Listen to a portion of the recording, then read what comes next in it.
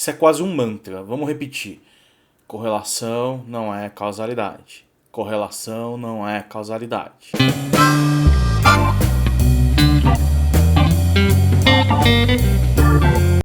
Se há uma coisa que você tem que sair de uma faculdade de ciências sociais aplicadas, economia, ciências sociais, política, sociologia, sabendo, é que correlação não é igual a causalidade.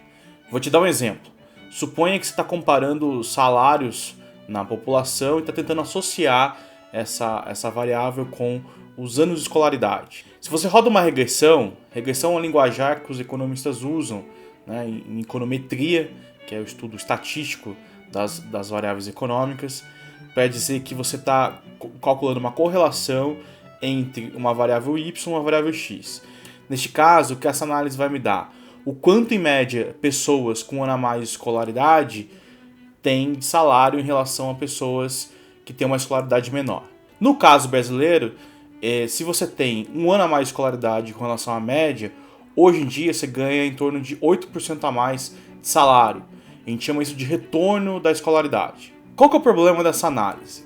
Você pode ser tentado a pensar que se pessoas que têm maior escolaridade têm maior salário, é a escolaridade, esse aumento de escolaridade, que está causando o aumento de salário. E veja, eu sou aqui o advogado da educação. Eu não estou dizendo que estudar mais não aumenta o seu salário. Eu sou prova viva disso, tá? Toda a minha carreira está sendo construída em torno da minha formação acadêmica. Meu ponto é outro. Meu ponto é, quando você compara pessoas de maior escolaridade com pessoas de menor escolaridade, você pode estar captando um efeito não em si da escolaridade, mas de uma outra variável, uma terceira variável associada à escolaridade, correlacionada com a escolaridade, e essa sim talvez esteja impactando o salário. Por exemplo, a habilidade do indivíduo, uma habilidade intrínseca dele, ou o background familiar. Vamos pegar esses dois exemplos. No caso da habilidade, o que isso significaria? Significa que uma pessoa mais hábil, né, pode pensar com habilidades de comunicação, de esforço, resiliente, enfim. Essa pessoa ela tem maior facilidade de conseguir completar o tempo dela de escola, né? Ela fica mais tempo na escola, necessariamente por causa dessas habilidades. Consequentemente, essa pessoa ela também, por conta dessas habilidades, tem um desempenho melhor no mercado de trabalho. Então, quer dizer, é a habilidade que está causando o salário, né, uma coisa quase intrínseca ou que ela desenvolveu ao longo da vida, e não o fato de ter ficado mais tempo na escola. Percebe como você está achando que ficar mais um ano na escola está causando salário, mas de fato é uma outra variável que está causando isso. O outro exemplo é do background familiar, quer dizer, se a pessoa nasceu numa família mais rica, possivelmente ela vai ter mais condições de estudar mais tempo, vai ser menos necessário ela começar a trabalhar mais cedo, ou coisas do tipo. Consequentemente, pessoas mais ricas também têm mais contatos no mercado. Teu pai ou tua mãe são profissionais bem-sucedidos, você é rico, e aí eles te indicam para uma empresa de um amigo ou algo assim. De novo, não seria a escolaridade que está causando o salário mais alto, mas sim essa outra variável, que a gente chama de variável omitida, que é a verdadeira responsável por isso. Por que isso é relevante? Isso é relevante porque, primeiro, a gente pode tirar conclusões erradas, conclusões científicas erradas. E segundo, principal, porque a gente pode formular políticas públicas equivocadas. Neste caso especificamente, eu posso levar a achar que somente aumentar o tempo de escolaridade dos alunos, sem me preocupar com a qualidade da educação, por exemplo, já seria mais que o suficiente para melhorar o salário das pessoas. E não é. No caso do Brasil, a gente aumentou expressivamente o tempo de escolaridade nos últimos anos, né, do trabalhador médio, mas a produtividade do brasileiro não aumentou. Quer dizer, a gente melhorou o acesso, isso é positivo, a gente tem uma série de consequências positivas disso, como a queda da desigualdade, mas isso não significou necessariamente um mundo mais produtivo. Sem contar que você pode cometer equívocos bem curiosos. Eu gosto daquela piada, aquele fato que todo mundo mostra nos memes da internet, que em anos que o Nicolas Cage fez mais filmes, foram anos em que você teve mais pessoas afogadas em piscina. O que, se você acreditasse que qualquer correlação é causalidade, te leva a crer que é melhor impedir o Nicolas Cage de fazer filmes para as pessoas não se afogarem tanto. Ou daquele episódio do Chaves, em que alguém fala pro Chaves que cada vez que ele respira, um chinês morre. Que a pessoa queria se referir à frequência com que os chineses morrem por conta da população ser muito grande, ser parecida com a respiração do Chaves. E o Chaves, o que ele faz? Ele simplesmente tenta parar de respirar para salvar a vida de alguns chineses. E tá cheio de exemplo de política pública mal elaborada por conta dessa confusão. Aqui em São Paulo, por exemplo, alguns anos atrás, com a introdução dos Ubers, né, dos carros de aplicativo, bateu um desespero nos taxistas que foram pressionar a prefeitura para alguma política pública que amenizasse a competição. Qual foi a ideia brilhante que a prefeitura teve à época? Isso foi gestão Haddad. Criar um táxi preto. Quer dizer, qual que era o diagnóstico dos burocratas da prefeitura? O Uber, na época, eram carros pretos, tinha mais conforto, uma qualidade de serviço melhor. Então vamos criar uma versão de táxi que também seja preto, em que o motorista vá bem vestido e o usuário tenha mais conforto no transporte. E claro, como isso custa dinheiro, a tarifa desse veículo vai ser 20% mais cara que a do táxi normal. O que aconteceu?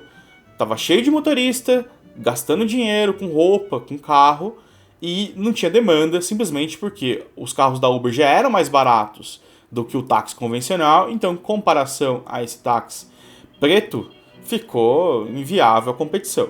Bem, essa confusão ocorre porque causalidade é um conceito filosófico, a gente não observa causalidade na prática. Causalidade nada mais é que observar uma mudança numa variável y sendo causa de uma mudança numa variável x.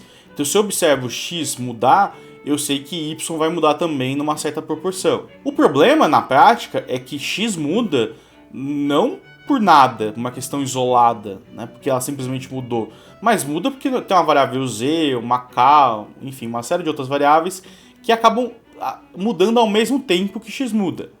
Sem contar que a mudança de y pode causar a mudança de x. E veja, boa parte do debate econômico, principalmente em macroeconomia, está relacionada a essa confusão entre correlação e causalidade. Porque, como em macroeconomia é mais difícil você observar a causalidade das variáveis, pela razão simples que não dá para fazer experimento com países, ou pelo menos não devia dar, você tem gente discutindo intervenção em preço, em câmbio, em juros, como medidas salvadoras de uma economia. Mas ora, geralmente quando você muda algum preço, você também está mudando uma série de outras políticas que talvez essas sim sejam relacionadas à sua melhor performance. E a gente sabe de economia que mudanças em preços sempre geram distorções, sempre geram ineficiência. Bom, então como é que a gente sabe as relações causais entre variáveis? Bom, nas ciências físicas e biológicas, as pessoas fazem experimentos. Então eu tento num laboratório replicar as condições de algum fenômeno físico, e aí eu consigo isolar algumas variáveis, mantê-las constantes, e observo só o fenômeno em questão. Sei lá, por exemplo, eu quero ver quanto tempo demora para o objeto cair, eu meio que tento tirar a gravidade ou simular o vácuo, né, para desconsiderar a resistência do ar. Isso dá para fazer no laboratório. Em economia ou em qualquer ciência social, isso é mais difícil de fazer.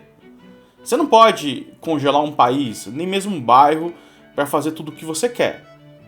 Mas, de algumas décadas para cá, começaram a aumentar a quantidade de experimentos sociais.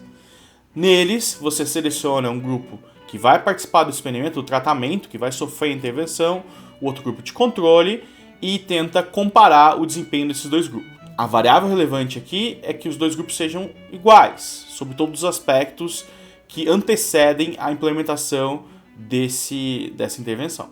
Mas nem sempre dá para fazer isso, né? Eu vou comentar em alguns vídeos para frente que tipo de solução a gente pode ter ou tentar ter nesses casos que não dá para fazer experimento.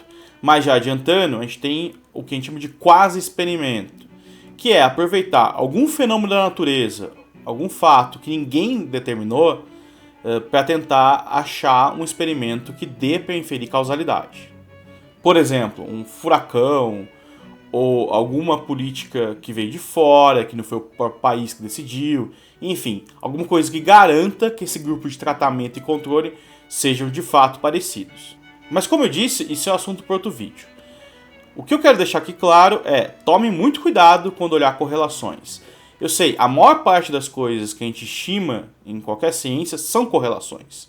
E é muito difícil, você tem que criar uma série de argumentos para conseguir convencer as pessoas de que aquela correlação que você encontrou é causalidade. E os critérios que determinam o que é aceitável ou não como argumento muda conforme o tempo. Por exemplo, por muitos anos em economia se aceitou as variáveis instrumentais, que é uma coisa que eu vou explicar mais para frente também, mas basicamente são outras variáveis que impactam a variável y em questão, mas somente via a variável x. Enfim, a ciência, assim como todo corpo vivo, ela muda ao longo do tempo.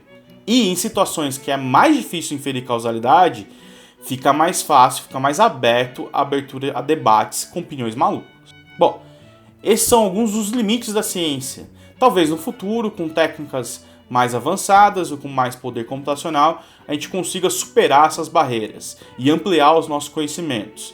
De fato, nas últimas décadas, com o advento do microcomputador e com a superpotência de processamento de dados que a gente tem hoje, a gente descobriu muito mais coisas que a gente sabia 30 anos atrás. Então, talvez daqui a alguns anos essa discussão não seja tão relevante assim.